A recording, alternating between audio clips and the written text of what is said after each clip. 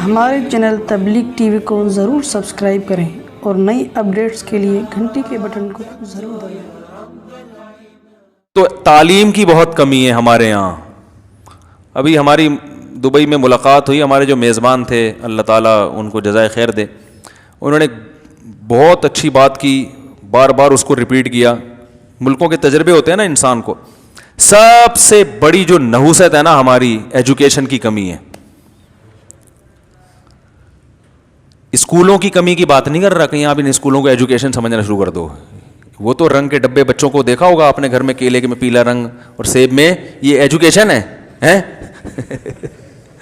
Yellow day منا رہے ہیں، نیلا یہ ٹوپی ڈرامہ ہے، اس کو ایجوکیشن نہیں بولتے، اس سے کچھ بھی پیدا نہیں ہوگا۔ انگلش تھوڑی بہت ٹھیک، وہ تو انگلش بھی ان کو اسکولوں میں اس لیے آتی ہے، ماحول انگلش کا دے دیا جاتا ہے۔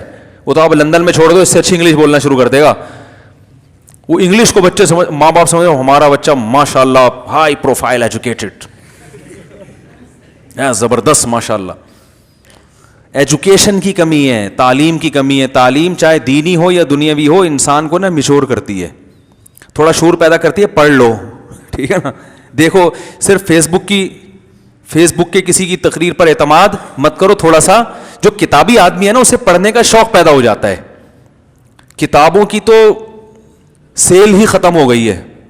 ایک دفعہ ایک رپورٹ آئی تھی، پاکستان میں گاڑیوں کی جو سیل ہے نا وہ کتابوں سے زیادہ ہے۔ اندازہ لگاؤ یار، کتاب 150 کی ہوگی، گاڑیاں زیادہ بکتی ہیں کتابوں سے۔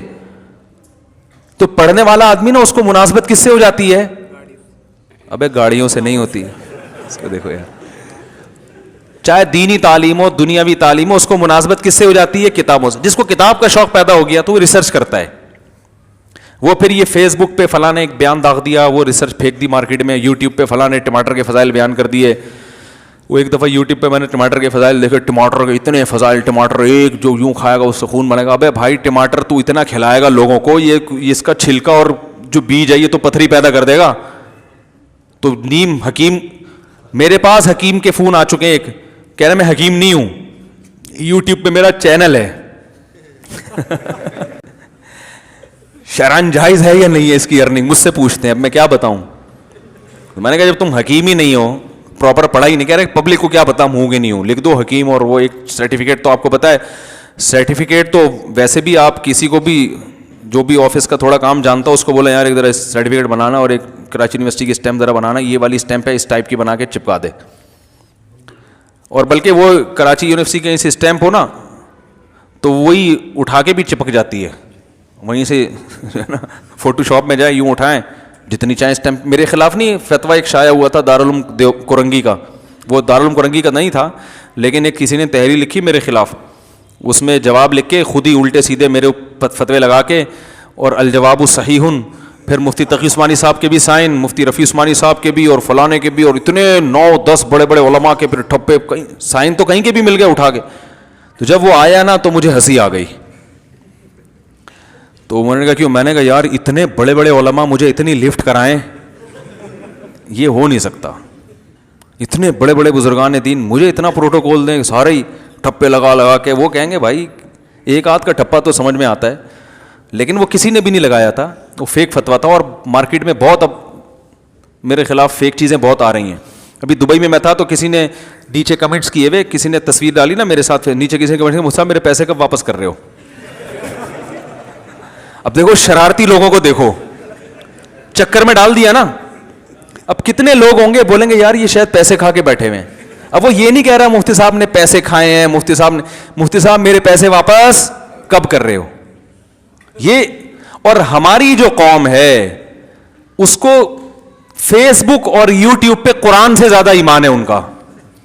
کچھ بھی بنا کے پھینک دو نا مارکیٹ میں، کسی کو ذلیل کرنا ہو، کسی کو آسمان کی بلندیوں پہ عزت دے کے پہنچانا ہو، سب کچھ فیس بک اور یوٹیوب پہ۔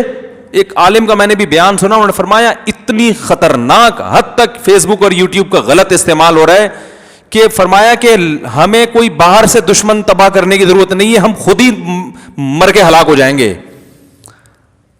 فلاں نے ایسا کیا تھا، فلاں نے یوں کیا تھا، ایک تحریر دریافت ہوئی ہے 100 سال پرانی غار سے، اس میں یہ لکھا ہوا ہے کہ وہ فلانے کا ایجنٹ ہے، اس میں یہ لکھا ہوا وہ فلانے کا ایجنٹ ہے۔ ایک دفعہ کا ذکر ہے, انہوں نے ونس اپون اے ٹائم انہوں نے میرے سامنے خود کہا تھا, وہ فیس بک پہ پھر اس کو لوگ شیئر کرتے ہیں. اچھا وہ جو ہے نا اس طرح کی چیز, ایک ہمارے چاہنے والوں نے مجھے وہ بھیجا میرے خلاف نا, مجھے مصعب یہ کیا ہے, واٹ از دس. میں نے کہا مطلب آپ جو مجھے جانتے ہیں آپ بھی چکر میں پڑ گئے. تو بھائی پیسے کھائے ہیں تو آؤ بیٹھو, کھلا چیلنج ہے, جس نے کھائے جائے عدالت میں, جائے ثبوت پیش کرے.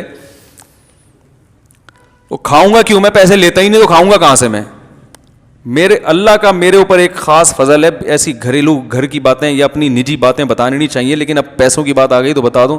ہمارے حضرت نے فرمایا تھا علماء کے بارے میں کہ اگر زندگی میں کبھی کسی کے سامنے ایک دفعہ ہاتھ یوں کر دیا تو فرماتے تھے یاد رکھنا عالم کے بارے میں, پھر اللہ پوری زندگی اسے مخلوق کا محتاج بنا کے رکھتے ہیں. ایسا سخت جملہ ہمارے حضرت نے ہمیں سکھایا ہے نا.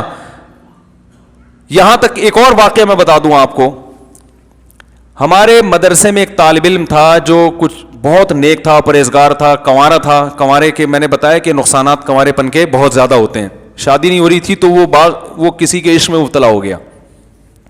پھر لیکن حضرت کو لکھ کے دیا کہ مجھے عشق ہو گیا, یہ ہو گیا. تو بھی حضرت نے اس کو سمجھایا انسان کے بچے بنو, کیا کر, ٹھیک ہے نا. تو پھر کیا ہے کہ وہ سمجھایا, لیکن حضرت نے بھی بڑا دل کیا کہ چلو اس نے بتایا تو ہے نا اپنا جرم, اور ایک نوجوان ہے اس کو سمجھایا اور طریقے بتائے کہ اس طرح سے جان چھوٹ جائے گی. پہلی کوشش تو حضرت نے بھی بتایا کہ اگر نکاح ہو جاتا ہے تو اچھی بات ہے. وہ لڑکی والے مان نہیں رہے تھے, تو حضرت نے فرمایا کہ نہیں, وہ مان اس نہیں تھے, غریب تھا لڑکا, کیا تھا, غریب. تو اب چونکہ طالب علم تھا, مدرسے میں پڑھتا تھا, اس نے کسی سیٹھ صاحب سے جا کے بات کی کہ یار مجھے کوئی گھر ور دے دو کرائے پہ, یا کچھ تھوڑی ماہانہ آمدن باندھ دو تاکہ وہ لوگ لڑکی والے راضی ہو جائیں.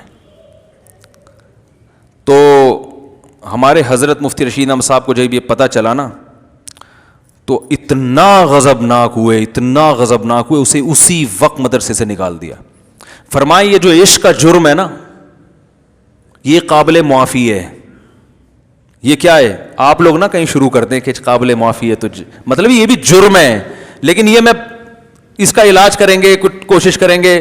یعنی اس میں تھوڑا ایک نوجوان لڑکا ہے غلط اس میں چلا گیا, کوئی برائی کی نہیں, اس نے کوئی بھی چھیڑا بھی نہیں, اس کو ہاتھ بھی نہیں لگایا لڑکی کو. ایک دل کے کیفیات ہیں, غیر اختیاری کیفیات پیدا ہو گئے, چلو بھائی بچہ سمجھ کے, اپنی اولاد سمجھ کے اصلاح کی کوشش کریں گے.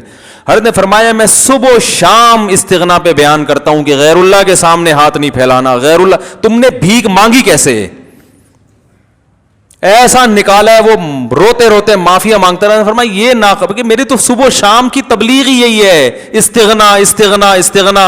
اللہ علماء کے بارے میں خاص طور پر, عوام کو اتنا نہیں وہ کرتے تھے. جو عالم بن رہا ہے وہ مالدار کے سامنے ہاتھ پھیلا لے, یہ کہ تم تو بڑے ہو بھائی, تم تو سیٹھ ہو. پھر حضرت واقعات سنایا کرتے تھے. استغنا پہ ہمارے حضرت, ہر بزرگ کی اپنی خاصیت ہوتی ہے نا, ارے ہر ایک کی ایک اپنی خاص کوالٹی ہوتی ہے جس میں وہ دوسروں سے ممتاز. ہمارے جو شیخ تھے نا مفتی رشید صاحب, ان کی کوالٹی تھی استغنا. انتہائی شدید غربت میں ایسے رہتے تھے جیسے ان سے بڑا سیٹھ دنیا میں کوئی ہے ہی نہیں.